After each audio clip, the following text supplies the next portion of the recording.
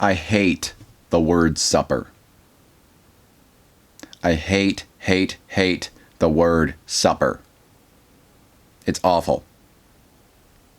If I'm not going to say don't say the word supper around me, but just know that I will be annoyed by you and have unfair resentments toward you if you refer to an evening meal as supper in my presence. And before you even say this, because I read somebody make this argument online, yeah, I know that there's that famous painting, Jesus and all the disciples. It's called The Last Supper. I know. And you know what? After hearing that, I'm a little bit more okay with that guy having gotten crucified. I'm kidding. It's just a joke. Relax. And besides, even if it wasn't, he didn't actually stay dead. He came right back and then he went up to his eternal glory. It's just like a soap opera. You can never really kill a character fully and have them actually be gone. Unless the actual actor dies. Like the kid from Passions. That's a really eerie story. Anyway. I've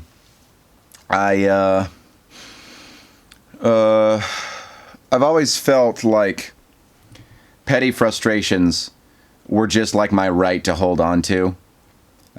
Petty disdain for very particular things.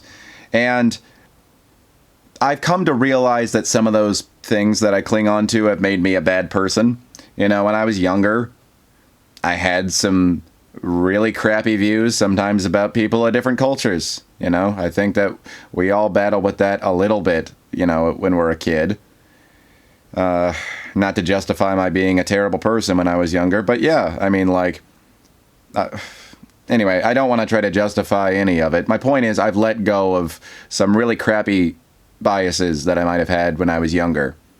Or just careless, it's just easy to say, oh, I hate XYZ huge group of people or huge concept or, when you're young, it just feels easy. It just feels like an easy vent for your frustration.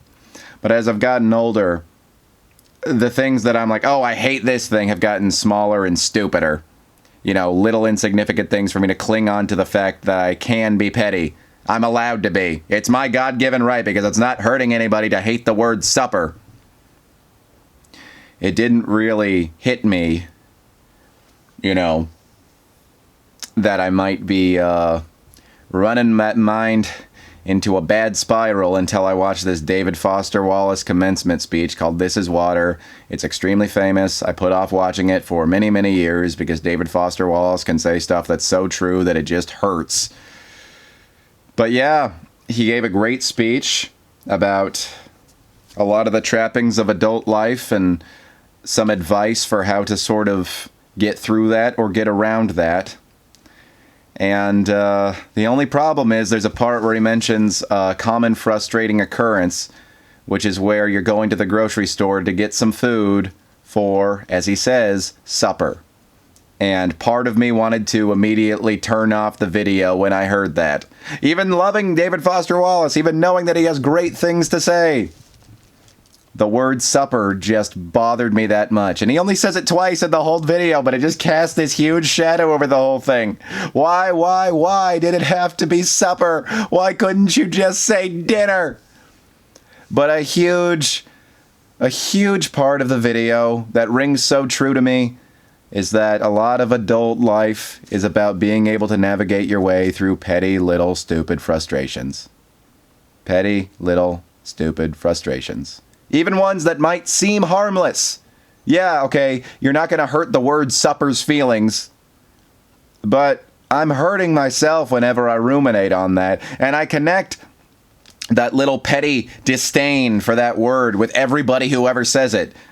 So whether I realize it or not, yeah, no, actually, I am harming somebody. I'm sending bad energy toward people that are perfectly allowed to use that word, like my mom. I've had my argument, like, don't say supper around me, Mom.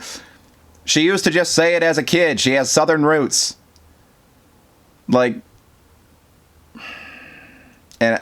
you can tell how hard it is for me to still come to the conclusion that it's probably not good for me to hold on to my resentment, even for just a word. Even for just a silly, stupid word. it could have bigger implications and bigger ramifications on my personal well-being. So we come to the conclusion that it's perfectly all right, and maybe even I could say, I'm gonna eat some supper.